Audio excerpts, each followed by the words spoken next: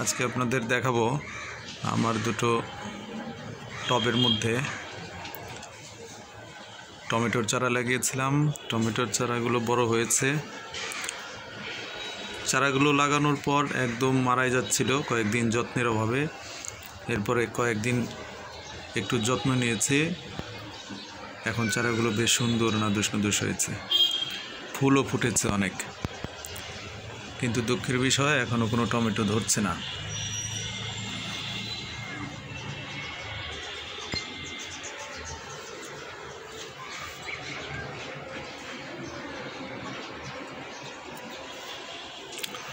গাছগুলো খুবই পরিপুষ্ট হয়েছে, সুন্দর হয়েছে, কিন্তু টমেটো ধরছে না।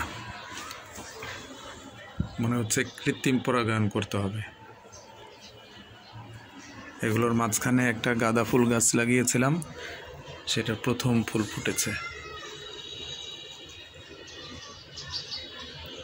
আর অনেকগুলো কলি হচ্ছে।